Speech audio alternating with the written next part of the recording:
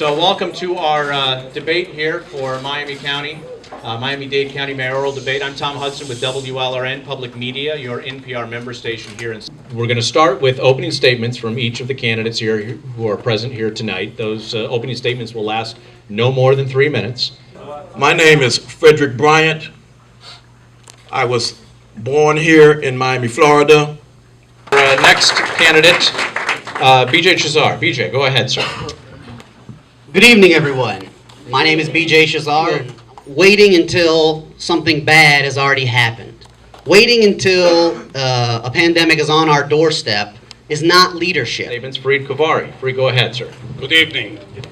My name is Dr. Farid Kavari. I have a PhD in economics, and I'm running for Miami-Dade County Mayor for very simple reason.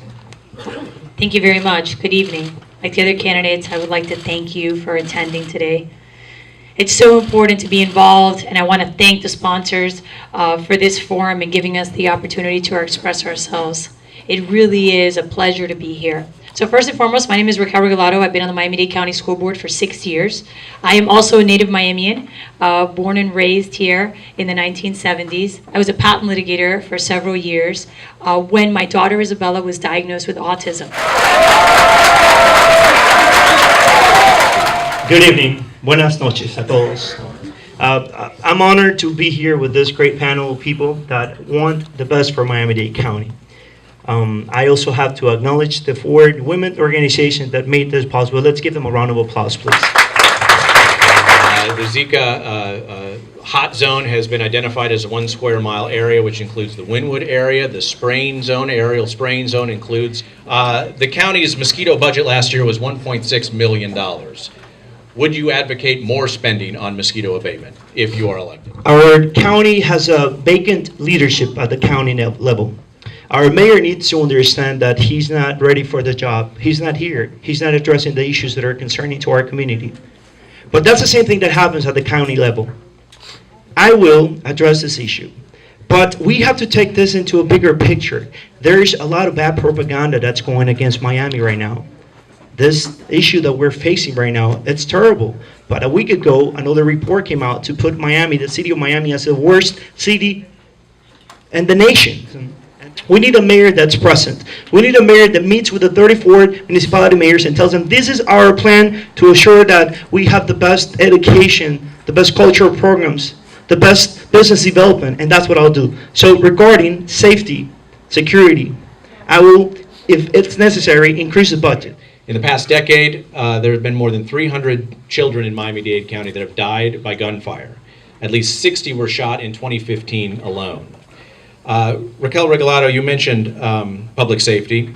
What would you do to reduce youth violence in Miami-Dade County? Thank you very much. Well, first of all, we've been talking about this at the school board for 6 years. For those of you who have followed what I've done in Tallahassee after Sandy Hook, I was the first school board member to take a position against the NRA's agenda in Tallahassee with the support of the League of Women Voters. And I want to thank them for their advocacy. We prevented guns in schools, we prevented guns on campus, we prevented open carry, and it hasn't been an easy fight. Mr. Santamaria, the Miami-Dade County Police Department is expecting to experience more retirements than any other agency in the county in the years ahead under the state's retirement program for local government workers. If elected as Miami-Dade County Mayor, you will encounter this. How will you address this? Safety is very, very important because it is one of the 5 pillars that compose what we call quality of life. Quality of life, if you live in a place where you don't feel safe, it's an issue, it's a problem. Every time I do small meetings like this, I hear people telling me that their purse got robbed or their house got broke into. These things never happened before, but it's happening now in Miami-Dade County because did you know that we have 500 less officers on the streets today than 4 years ago, yet the population has grown?